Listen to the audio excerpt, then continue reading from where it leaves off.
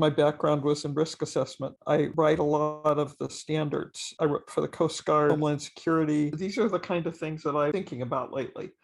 First, I looked up to see what is the very worst thing that people think about at night, the managers. And the number one thing is having an active shooter. I guess because it's sort of comes out of the blue and it doesn't have a preset resolution to it. So it makes it very scary for people, especially people who are great managers and like to project plan and do all this stuff. And now here comes this thing that could happen at any minute, except you don't know when and you don't know how and you don't know what they would do and where would they come in and who would it affect and all these things. So it's sort of an unmanageable threat, I guess you could say. So a lot of things that you could do, to control risks, to avoid people coming in the back at night, you can actually close the doors and lock them and keep them locked, something like that. Very simple. But an active shooter comes in and you're not sure, especially in a large organization like a big hospital, you don't know what it is. So even some IT people that I know, this is what they said was their worst problem. So the other thing that I was thinking about was how much your threat profile affects what you're doing with risk, to reduce risk. So we've seen a threat profile start with basically physical things like, do you have a door? Is there a perimeter fence? I went to one place, they had a huge perimeter fence around their facility, but 4 feet of the fence was an open pond. And we were just saying, like, do you really think that if somebody really wants to get in that building that they're going to be deterred in that by having to get their feet dirty, by walking through this pond, which was like 1 foot deep. And the other thing is it's such a silly thing to do too, because you spend a lot of money to put in a big chain link fence. And if you leave part of it open, it's like not having a fence at all. So, and of course, domestic terrorism is the #1 issue now too. They just put out a new bulletin in June. If you'd like it, let me know. I'll send it to you. I have a link for it. Lawsuits, these wrongful death lawsuits coming up. We'll look at one that was $7 billion. Homicide, larceny, theft, sexual assault, also, flooding, hurricanes, tornadoes, all those regional things. So we're looking at this. I thought we'd look at the cities too.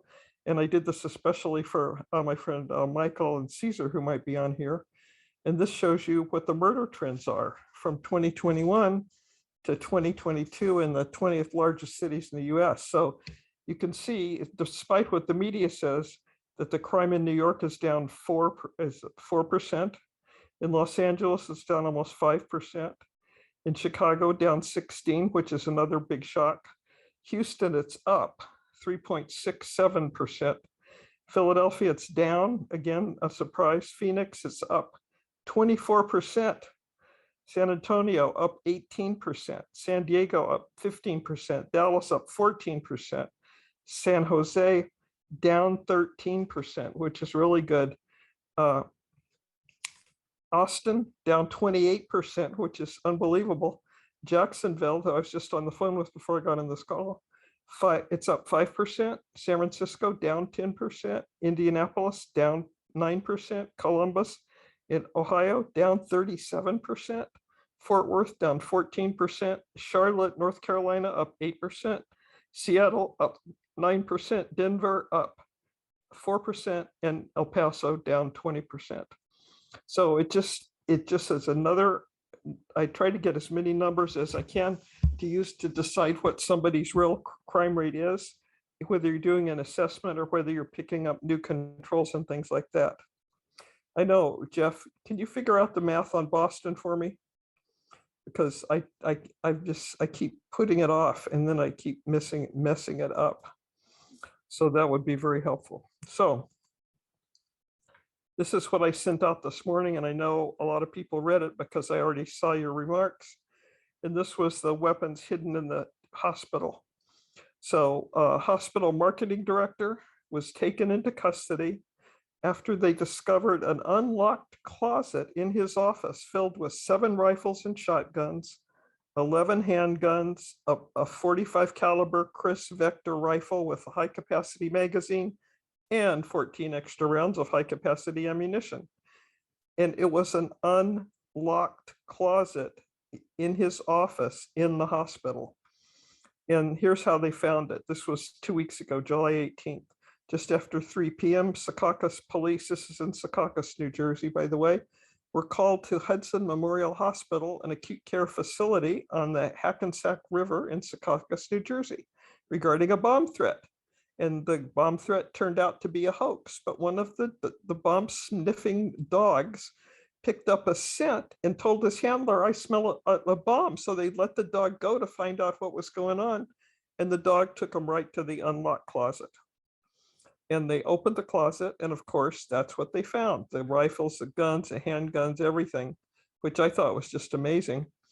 And about 2 weeks after that, he was going to Newark Airport. I don't know if he was intercepted by Homeland Security investigations, and they took him away, put him in custody, charged him with possession of an assault firearm and 2 counts of possession of a high capacity magazine.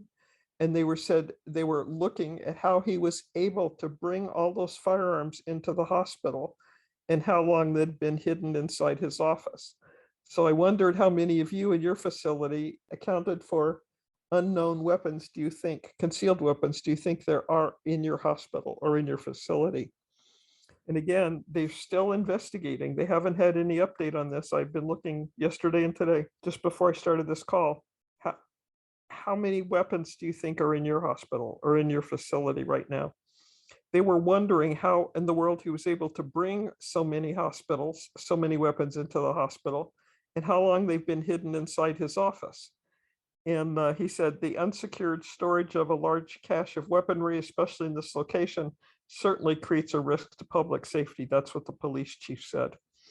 So that just opens a door to talk about, like, how can this be happening? You know, we're doing all this work, all these security people together, working together, trying to find solutions for people. And at the same time, they're bringing in tons of guns into the hospitals, active shooters every day, you know, people getting shot every day, and horrible. So I thought, like, what can we do to fix this? And what I decided was that we can take a lot of these controls and put them into 2 boxes. One box is the controls that do something that would actually make a difference in a active shooter situation. And the others are what I call passive controls. They don't really do anything.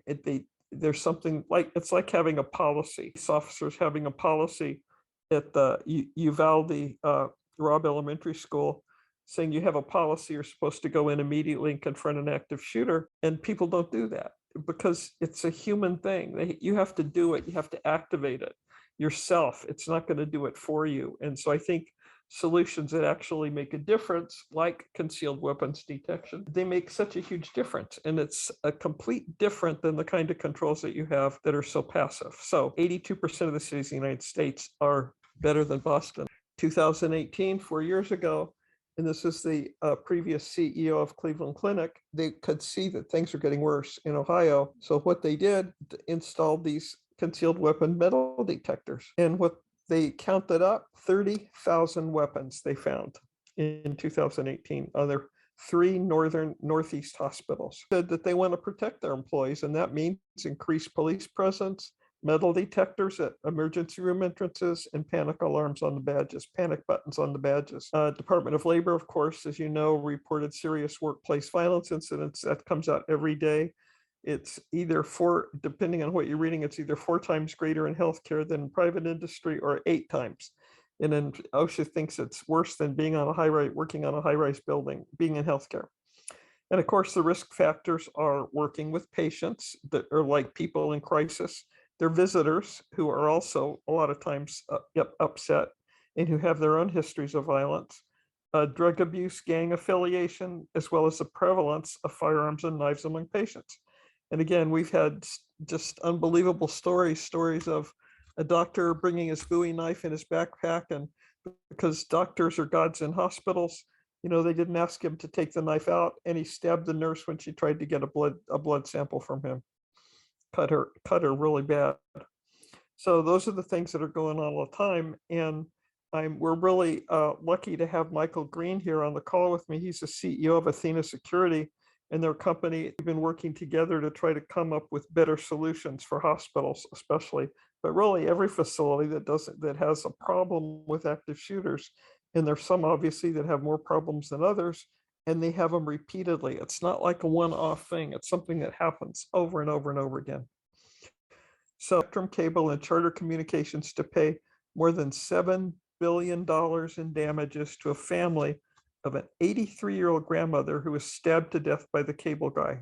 And so what happened is the cable guy came to her home, hooked up her cable, saw all her credit cards laying out on her dresser, everything like that. So he came back again the next day, put his uniform back on and came back with all her credit cards, and she caught him picking them up. So he stabbed her to death. And they just announced the verdict. And they found that Charter Communications, which owns the spectrum, was grossly negligent in the death. And they cited that say they had systemic failures throughout the company, especially what's interesting problem, which is that people ask these about their work history, give me your resume, let me see it. But Spectrum never verified his employment records and missed other red flags that had been arrested before and all these kind of things.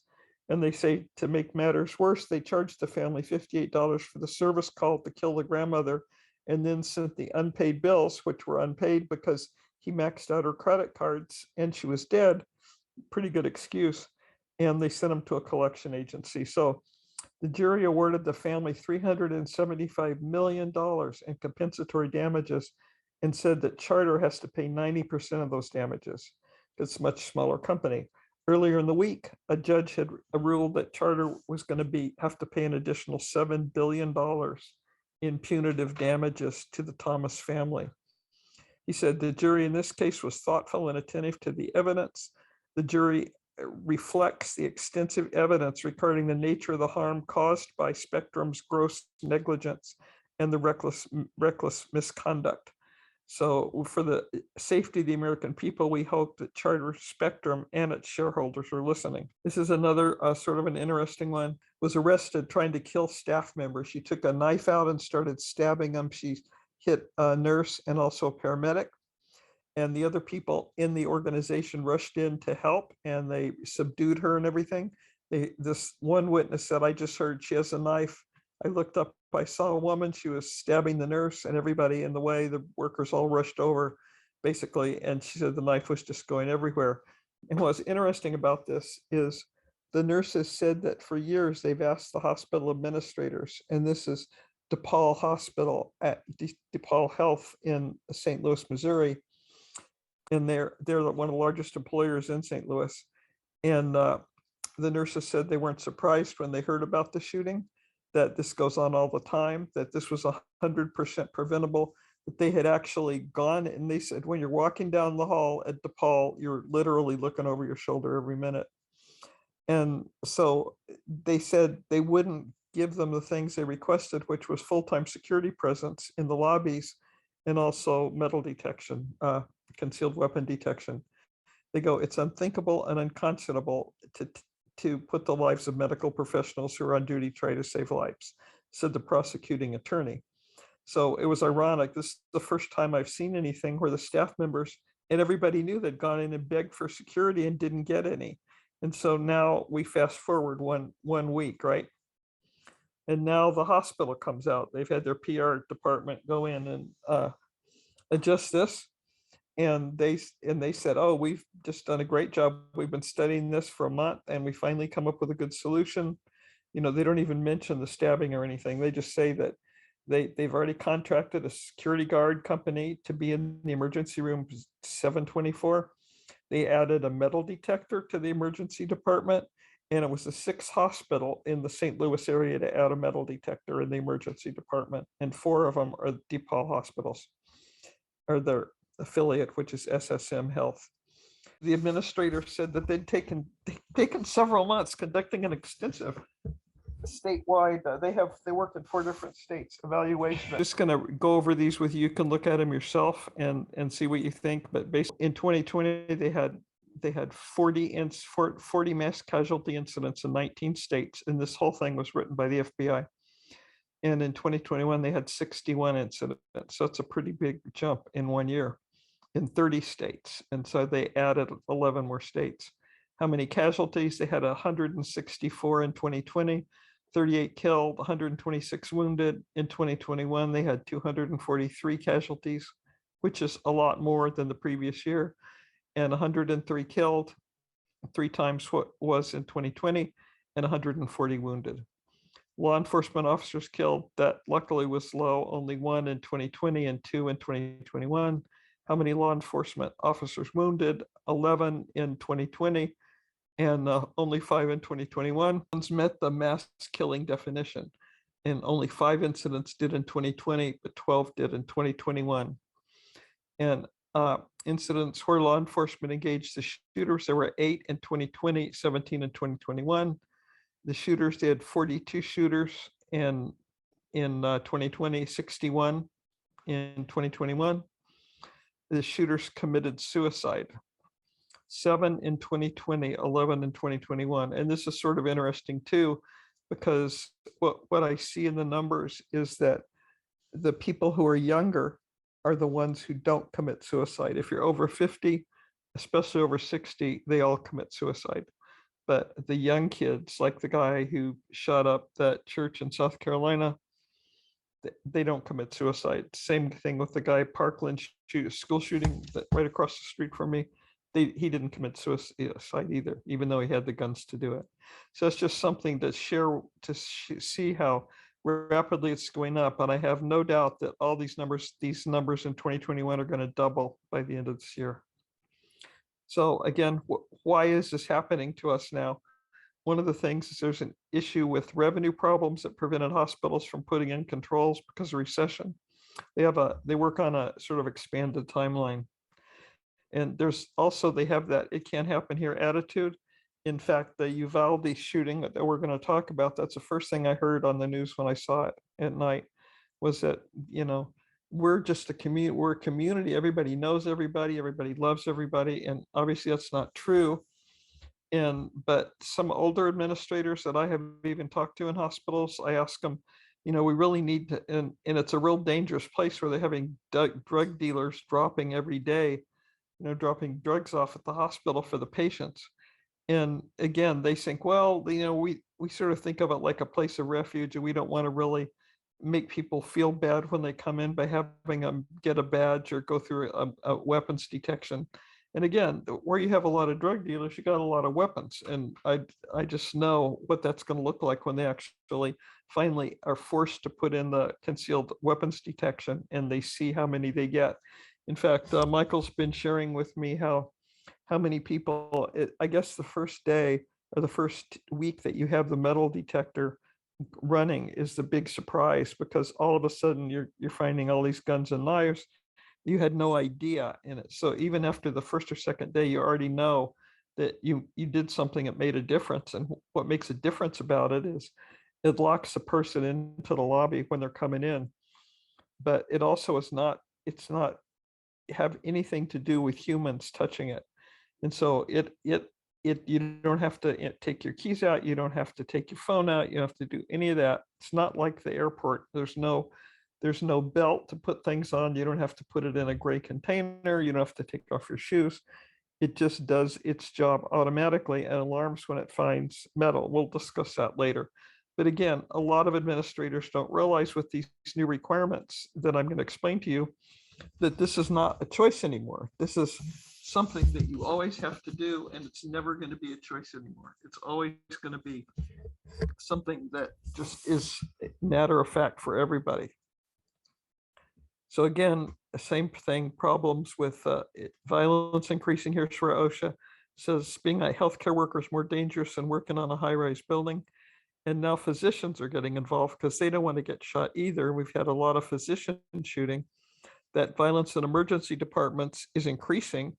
And they said it's starting to affect patient care. And this is like a year old. So it's that the American College of Emergency Physicians is starting to really get involved in this, because security is still an afterthought. It's not something that they think of right away. It's an expense item, so that you don't get an immediate return on your money like an investment. And it also still follows that law enforcement model. You go in, you get the perpetrator, you arrest him, and then you send him to the Justice Department, the police, the sheriff, whatever, to prosecute. And that doesn't really work with active shooters because you have to go in 100% of the time.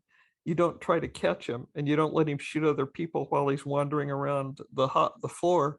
Instead, got to take him out right away, however you do it. People don't understand the technology that's embedded in physical and facility security products. They're still sort of stuck on the idea that there's IT and then there's this other kind of security, physical security, guns, guards, and dogs. And it's not that way anymore. It's got all this technology built in, but people don't know it, and and it scares them. They don't know how to use it. So these are just a little summary of some things. I'm sure you've seen most of them. The no access control, no weapon screening, but the shooter brought with him super glue, and he glued the doors to the church shut. Then he brought his nail gun and he nailed the doors shut. Then he chained the door shut and put like a lock on them. So there was no way anybody was getting in. Then he went around to the back, came in the back door that was, of course, not locked, and shot 10 senior citizens, a terrible threat they posed, from age 75 to 90 with no weapons. Threw a chair at the shooter and knocked him back, stopped him for a moment, but then when the shooter, and it was all because the church members were Taiwanese and he was mad that they didn't want to be Chinese. Then we talk a little about the Uvalde shooting because that was such a mess. Here's the Tulsa shooting. So all this is in a period from like the May 24th up till July. This has been really, really bad.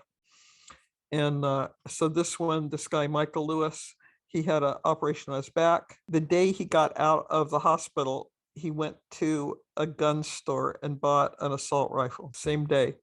Then he went back to shoot the doctor who had operated on him because he didn't think he was giving him strong enough medicine. He killed the receptionist, he killed a bystander, and then he finally killed himself at the end of this, late on Wednesday. And he was targeting his own doctor, Dr. Phillips, who was up on the second floor. And again, he was able to walk right in the hospital. There was nothing in there to impede him from just walking right up to the second floor. There was no security officer. So what could have prevented this happening? Because there's 4 people gone in like 1 minute for nothing. How about concealed weapons screening to enter the building? Absolutely. That's something that I think is the wave of the future, because it's the only way to make sure that something horrible isn't going to happen. Panic alarms aren't going to help you in that situation unless you have police right outside. Live receptionist, they had a live receptionist, he killed her. They had a security officer present? No. They had policies and procedures? No. No security. Faster police response? No. That was not going to increase the police response. But you won't need the police if you keep these weapons out of your system, out of your facilities. This is the other religious one. This was June 17th, and this was the oldest active shooter on record. 71-year-old active shooter who went to the Episcopal Church baby boomers potluck dinner. He killed 2 people and injured 1. She died an hour later, so really killed 3 people. And he went there for this dinner. He sat at a picnic table with people outside. Nobody knew him. He didn't know them. He'd never been there before. And as soon as they finished eating, he started shooting, and he just shot and killed 3 people. This is OSHA 3148. This is specifically for healthcare and social service workers.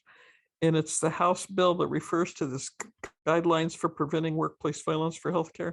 This came out in 2015, and they thought it was going to be passed in Congress, and it wasn't. It was passed as House of Representatives Bill 1195, and that was in April of 2021. But now, thanks to Tammy Duckworth, the Senate finally passed the same bill. So now it's just being reconciled right now. And she said, the president of the Union of National Nurses United, we're tired of being called heroes and angels while our health and safety and lives are put in jeopardy every day. So they said 95% of nurses have been attacked already. And so the House bill is of which the Senate version is a companion, requires OSHA to create the federal standard, which they were going to use the standards from OSHA 3148. And it has 26 co-sponsors. And so it's finally passed after years of doing it. So Again, what can you do to stop these things happening? Number one is access control. So like would you leave your door open unlocked at night? No, you never would. But in these big hospitals and big organizations and manufacturing sites that work around the clock, they routinely leave doors unlocked in the back. So you can get in no matter what. And to me, that's the first thing you have to start with, access control. So you can have an access control system that as you see, is only partially implemented. And maybe it doesn't cost that much to add some additional cameras. And that's great. You can add, 4 cameras a year for the next 5 years. You don't have to do all this at one time. But of course, you're going to stop more shooters if you do it earlier instead of later. And it also relates to this problem down here of securing the back doors at night.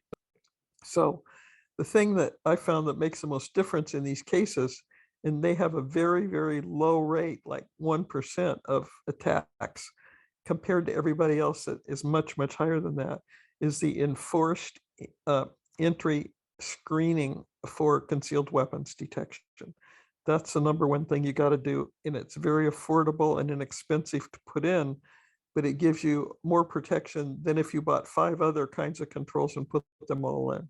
It wouldn't give you as much protection as this does. So again, we're still going to want to work with the most current policies and procedures, especially because now this workplace violence thing that OSHA is going to have to turn in and have you always do the workplace violence assessment every year. They call them a work site assessment. You have to do that because now it's a federal law. So now they're going to check on it, and now there are going to be terrible penalties if you don't do it. One of the things that I've had a particular problem in is these open doors at night. So I go to all these places, critters in, but you're letting people in. They can just walk right in the door. And we even had trailers full of bodies out there. This was more in the middle of COVID. And they weren't even locked. The doors weren't locked. The lights were burned out. A third of the lights were burned out. A lot of the cameras were burned out. And why they couldn't replace the cameras was because the base wiring was bad. It was corroded from the seawater, the sea breeze, and it couldn't work with the new kind of cameras that they have. They had to replace all the wiring in the hospital eventually. And of course, your risk assessment, which should be done first, and it's required. So it's required by CMS if you're healthcare. It's required by OSHA if you're if you have one employee, it's required by OSHA to do an annual risk assessment or worksite analysis. And then from there, you have to update your emergency plan based on the results. For example, in Kentucky, where they had this huge flood and 45 people or 55 people died, and they never had an issue before. And so now for every year since that happened, they're going to have a plan for what to do because they were completely blindsided. They had no idea it was coming. They hadn't looked at the flooding risk because it never had a flood. So you don't have it until you have it, and then it's very bad. So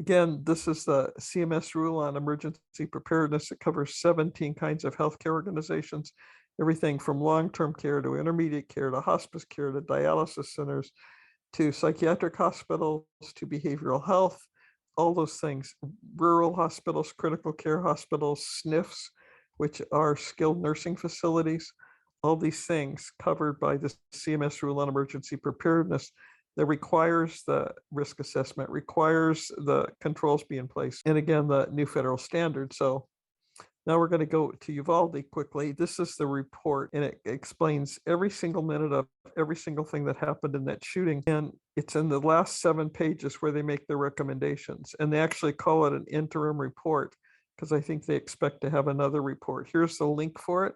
So you can just open this video. You can click on that, write it down, whatever you want. There's the guy who lost his daughter. That's his daughter. He's holding the report up. They've been waiting for it for a long time. And these are a list of some of the controls that we were thinking about for active shooters. Access control for all the doors, an area of refuge that CMS requires for people to hide in if they have an active shooter, which I personally think the hiding is a terrible idea, and it has not worked out well anywhere we've seen.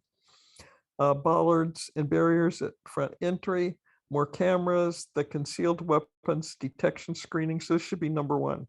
This should be the very first thing that you set up. And then after that, you can decide whether you need more cameras in one building instead of another, where you need to lock down the building so they can't just ride in with their car.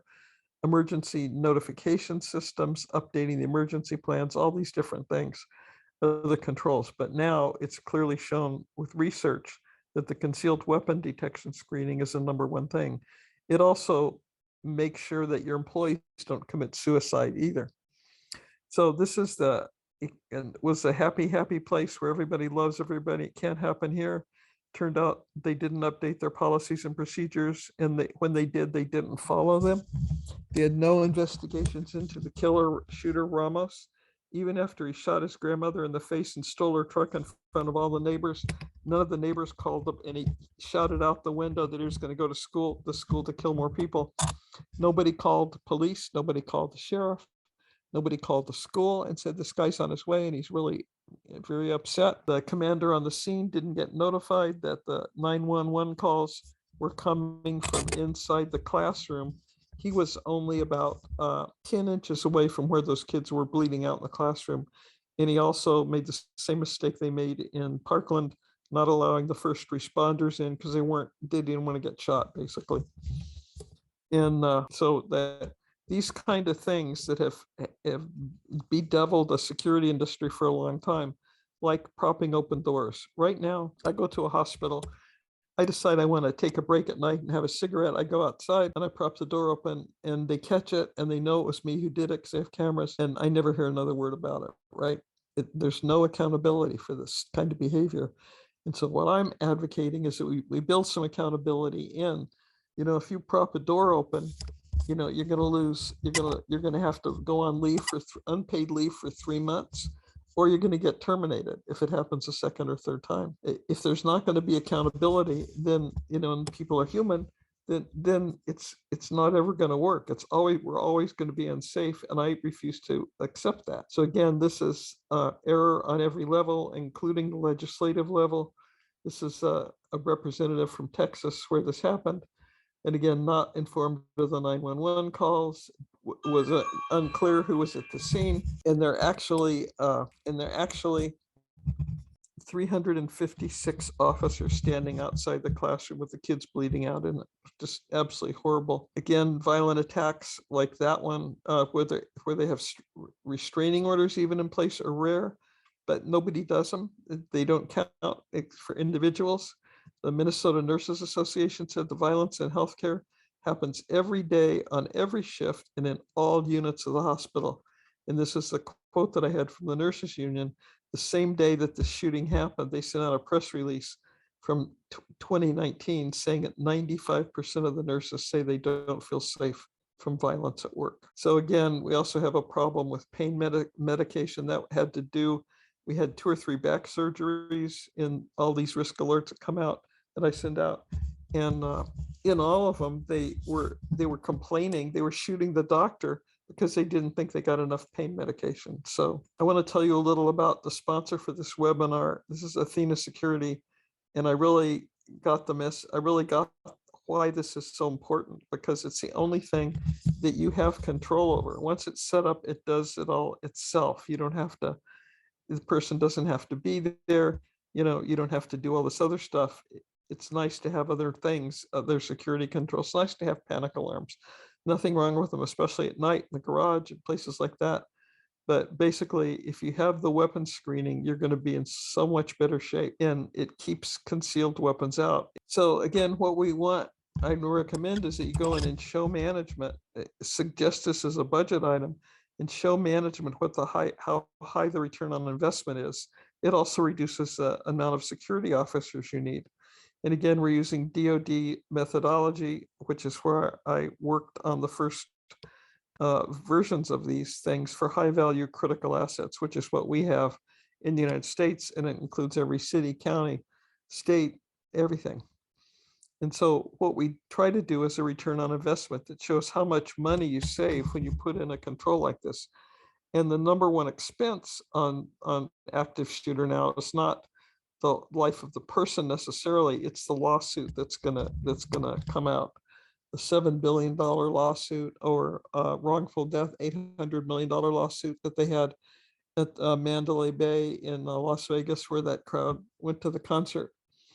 And so what we take when we go to do this evaluation on that, we look at how much the control costs to put in place, what the maintenance cost of the control is over its life cycle, what's the value of the asset protected, and that could be $12 million for a medical facility, $30 million for the staff and the patients who are there.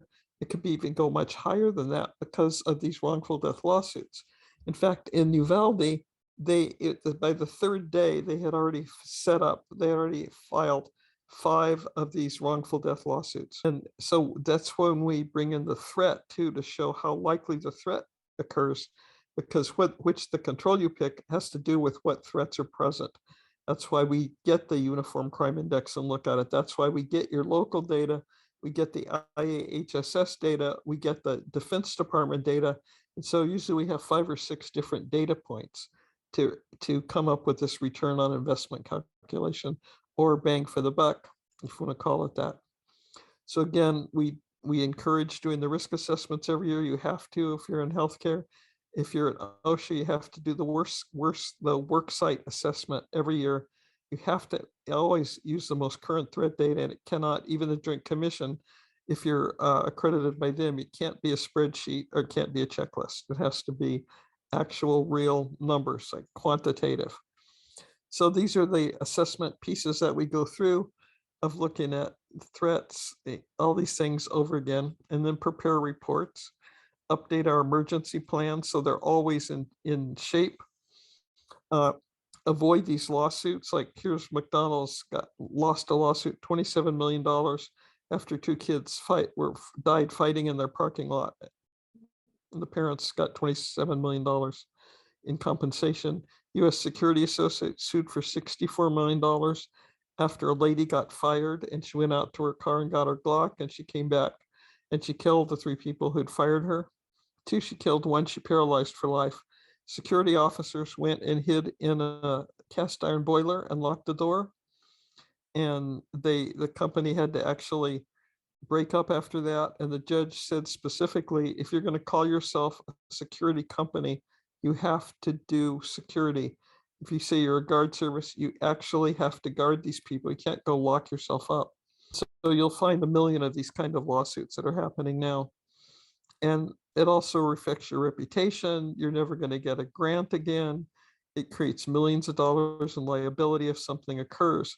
So based on those numbers, it's really easy to justify the cost. If the cost is about, $1,200 to $1,500 a month, it seems like nothing to have screening going on 24 hours a day with no mistakes.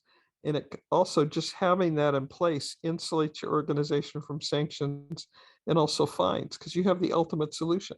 You analyzed it, you thought about it, you put in something that works 100% of the time. If somebody's sick, it's not going to call in sick.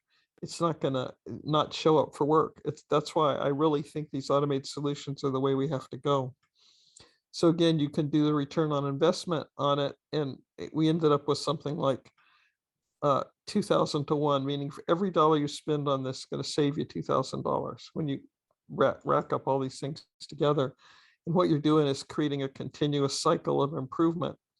And we do use all these different threat numbers, and then we average them together. So in here we have 3 data points, and 5, 5, and 12, we add them together and we get 22. And we divide them by the 3 data points, and the average is 7 times a year that you're going to have an assault where you are. The Athena security is an Entryway product, and that's what does the concealed weapon screening. It allows the highest possible traffic flow, and I helped set it up, and I saw how it worked. It can open and lock the whole lobby down instantly, or if you have turnstiles left over, it can interface with those and lock those down too. And then the best part about it is it can do 3,000 to 4,000 people an hour just walking through. So it gives you that fast flow that you need so people don't complain. It automatically knows the difference between a weapon and a cell phone, keys or watches. So you don't have to take those things out and put them back. You don't have to, like I always go to the airport and I see this lady, staring at my in the x-ray of my purse, trying to decide if something's a pin or if it's a neat, some kind of vial of fluid or something like that. And again, it makes it easy to comply with all this stuff. It's the only weapons detection that meets a federal standard from the National Institute of Justice. And if you want, I'll send you a copy of the federal standard for screening, metal screening, because there is one. It's got the highest accuracy, the highest throughput. It's affordable. It has a low false alarm rate. You can use it standalone or networked. It's got, if you have a skilled nursing facility that's sort of quiet, you have a silent mode available, and it's not the dated Air Force technology. I didn't even realize there was something better. The airport technology is 20 years old. So again, they built artificial intelligence into the system, and that's why it works all the time. This is the only concealed weapon detection system that meets the National Institute of Justice federal standard 601.02. And so I have a copy of this too, if you'd like to see that. And so people just go through and you can see the guy's got his helmet on. He's listening to his headphones. He's got his backpack, and he just walks right through. That's it. So 95% of the people who are going to walk through are not going to have any problem at all, right? And so then we add all this stuff up and we come up with how to calculate that return on investment and how to prioritize the controls you need. So if I was prioritizing this is an old one, but I would have the concealed weapons first, has the highest return on investment, saves the most lives. That's the other thing that's so important. It's not like a widgety solution. It's something that actually, if you'd like to talk to me about this, call me anytime. I'll give you my phone number. You can write me at caroline@riskandsecuritylllc.com. And I am so excited about this. So again, thank you very much for coming. Feel free to contact me if you have any questions.